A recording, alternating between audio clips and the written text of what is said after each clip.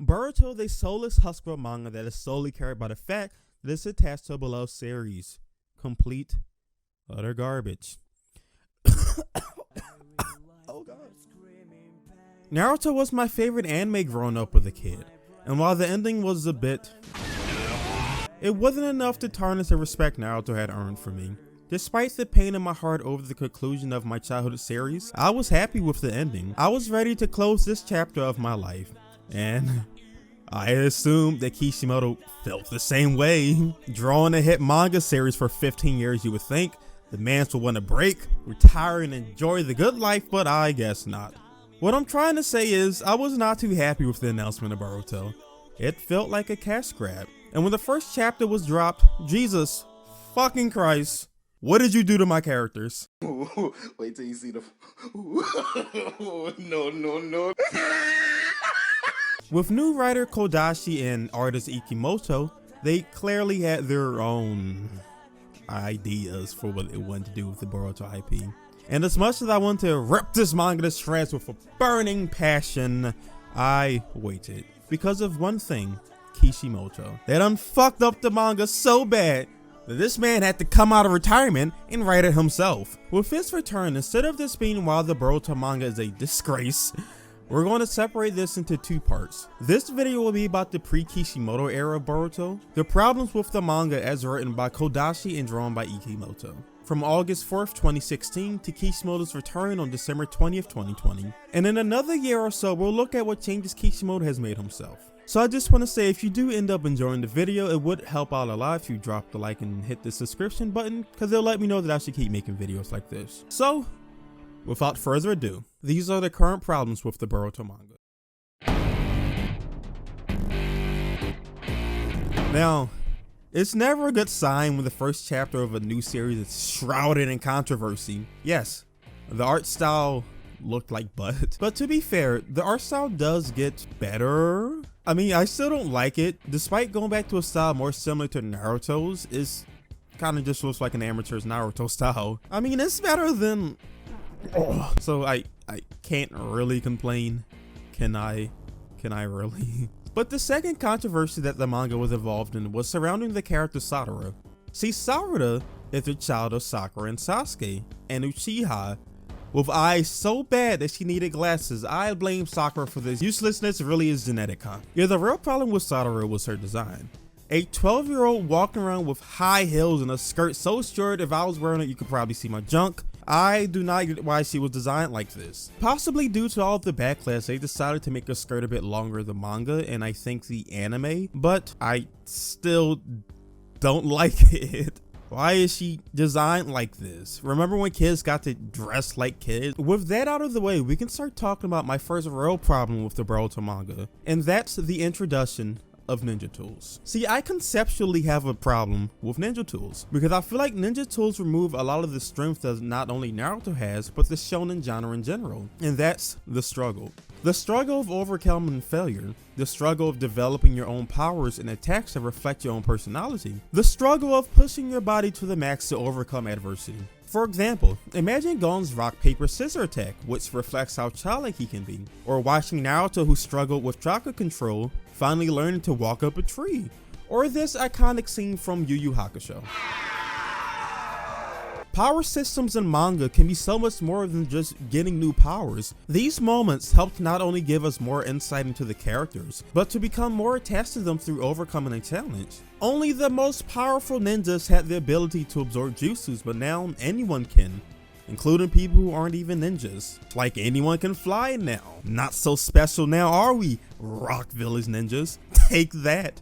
When Madara summoned a giant meteor on the ninja war, that meant something. Or think about characters like Rock Lee. Lee had no talent for ninjutsu or genjutsu, but he pushed his body to the max to become one of the best taijutsu fighters. And through that, it gave us one of the best arcs during the Chunin exam, where Lee almost destroyed his body in his fight with Gaara because he couldn't accept his own limits. A character like that wouldn't make a lot of sense in Boruto because just buy a lightning blade, Lee, grab a minigun. Just grab a minigun. Why would you train so hard to overcome your lack of talent in ninjutsu when you can just buy a minigun?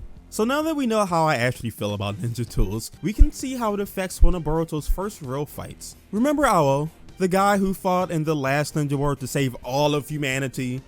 Well, he's a bad guy now. Why? Doesn't matter, don't ask questions, not important, he just is. And in place of learning and developing long-range jutsus to attack multiple opponents, he just brings a fucking minigun. Now, I think the idea of miniguns in Naruto is a bit funny. But the minigun gets destroyed, and instead of repositioning himself or showing off his fast taijutsu or even hand signs, he just shoots fireballs from his chest, summons drones to drone strike the kids, and even gets a hold of the ninja tool that can absorb any ninjutsu, and he just absorbs all the ninjutsus with no real repercussions. Like, none of what happened in that fight really means anything to me. It doesn't tell me how strong he is, how capable of a fighter he is, or how smart. Anyone can use these tools. Think about how Shikamaru used kunais and wires in tandem with his shadow possession jutsu to entrap Hidan and bury him. Because the tool itself is so simple, it's ultimately up to the user and how they use it. Would Boruto have used a similar setup to bury Hidan? No, because Boruto isn't Shikamaru. Could Boruto light up a cave with a minigun, assuming he could lift it? Yeah. This is why I don't like ninja tools. It exists in a world where characters used to have to learn how to fight, where their techniques reflected how strong and skilled they were. But while we may have lost that one aspect, what we get in return is nothing really interesting. So while it may seem like I'm blaming ninja tools for why the fights might seem so bland, that's only one aspect of the problem. As Naruto said, it's not that ninja tools are bad, it's how you use them. While I say ninja tools rob these characters of a chance to really develop in interesting ways, the truth is we don't really see any of the characters develop in interesting ways. Sakura in the fight later on just says, "Wow, this is a tough fight. Maybe I should use that super secret technique that I've been working on, but I've never mentioned before now, Chidori!" And I just rolled my eyes. We've never seen her training to develop the jutsu, she's never hinted at it, she just pulls it out because she can, with no suspense or build up. But the truth is, most of these fights are pretty uncreative and shallow. You want to play a game, viewer? You want to play a game? After reading the manga, you start to notice that many poses get reused throughout the series, several times. And while some people thought that it only happens a few times, let's play a game, my dear viewer. I want you to guess just how many times these fight scenes are reused. Now, I broke them down into 3 categories like this. You have the Boruto Dash, the Boruto Clash, and the Boruto Exchange. Now, these will be pretty easy to understand once you start seeing the panels, but just know that these things usually follow one after the other. The Boruto Dash into the Clash, and then a Clash into an Exchange, sometimes happening 2 or 3 times in the same chapter. So guess how many times these are reused throughout the manga.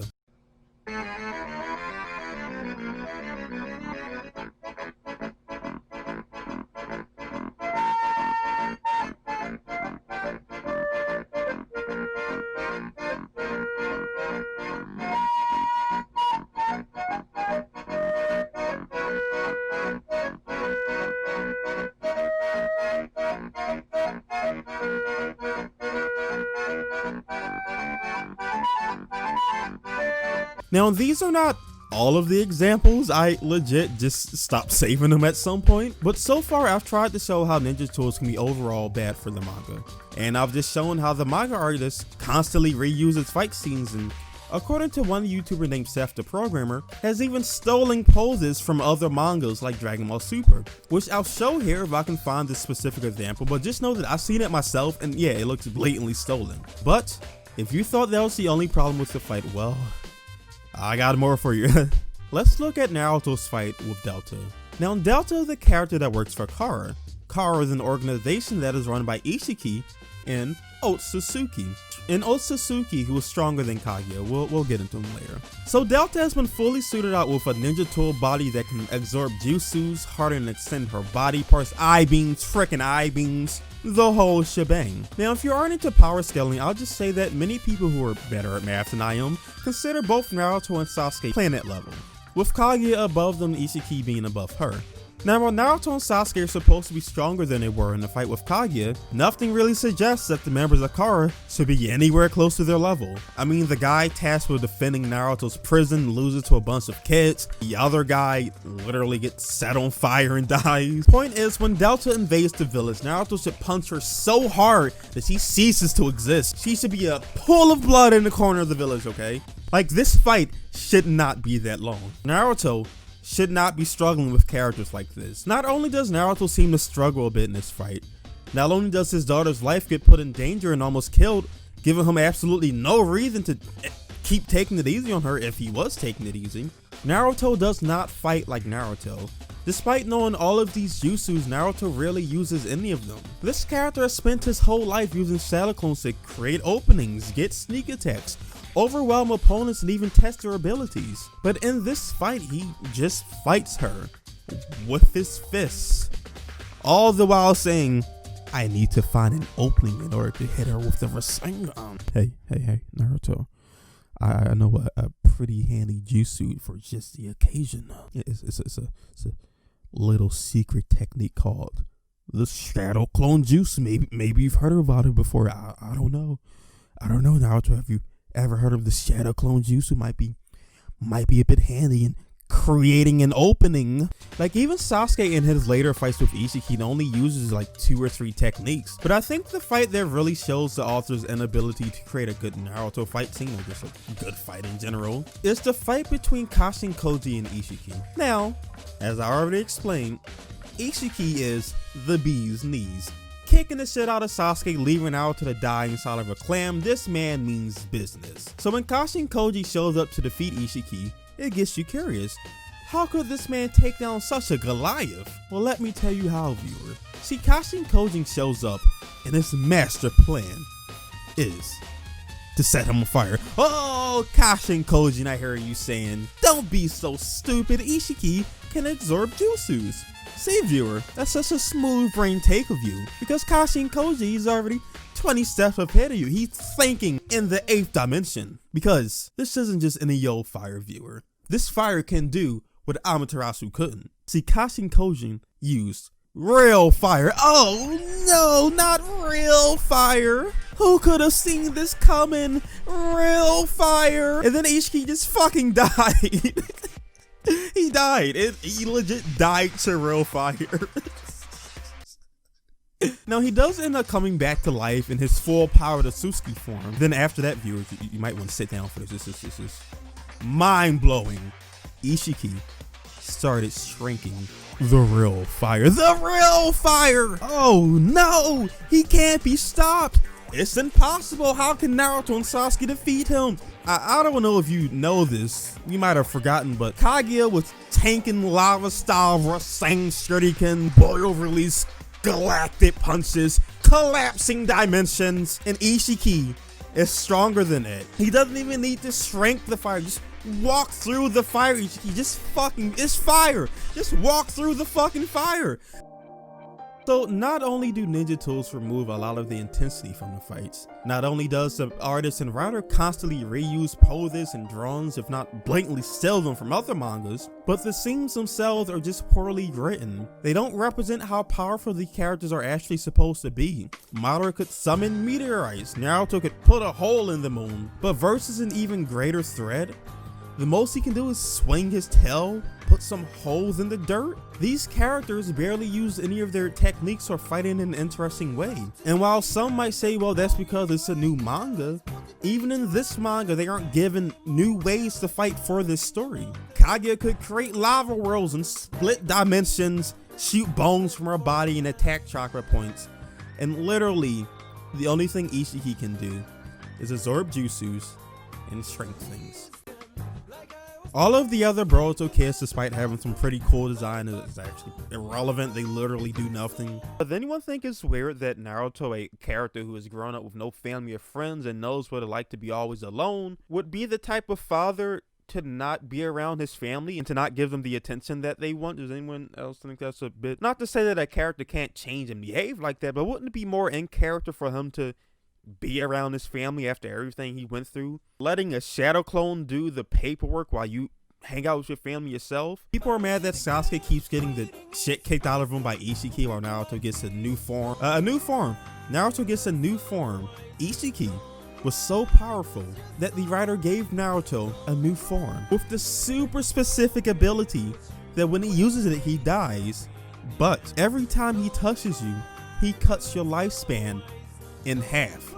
Where the hell did that come from, and why didn't he use it versus Kage when she was destroying the planet? But that's such a weird bullshit ability for a Naruto character to have. Like, it's never a good sign when the author writes a character that is so unbelievably, unfathomably powerful, I mean, strength and real fire, I mean, that they then need to invent a new ability out of nowhere for the main character with really bullshit abilities like cutting the opponent's lifespan in half every time you touch them. Which again, similar to the ninja tools, doesn't actually involve a creative use of a new power. It's just Naruto just has to touch him and then he'll eventually die. But what actually made me want to drop the manga was Kashin Koji himself. We could all see the hints about who the character was going to be, but I thought that there was going to be a bigger twist to this. I just wanted to believe that they wouldn't do this to a beloved character, and they did do it. They cloned Jiraiya and brought him back to life. Brought him back to be shed on by Isshiki and called a failure. A character that meant so much to us. A character that fundamentally changed how Naruto views the world. A character that Kishimoto himself was smart enough not to revive during the Ninja War, was brought back by these guys. The cheap way to build interest in the manga, because they cannot create any interesting new ideas themselves. No one would be reading this manga if this was a new manga. If this was not Boruto with no attachment to another series, no one would be reading this. Now, I waited to make this video because I wanted to see what changes Kishimoto would make after coming back to the series. And for his first chapter and last chapter of 2020, he had Sasuke getting his Rinnegan ripped out by Boruto possessed by Moshi. I don't know how I feel about that. That's the thing that happened. That's all I can say. It happened. But regardless, I want to give Kishimoto time to write Boruto the way he wants to and see where he takes the series. So with everything I brought up in this video, this concludes the Kodachi era of the Boruto manga. This part of the manga has been filled with what I can only describe as mediocrity, shallow, creatively bankrupt content. But in a year from now, we'll revisit the Boruto manga to see how Kishimoto personally handled it himself. The video's probably going to be a bit long, so thank you to anyone who actually sat through the whole thing and watched it. What do you think about the Boruto manga? So if you enjoyed the video, don't forget to drop a like and sub to my channel. You can also check out my Twitter. Peace. Thanks for watching.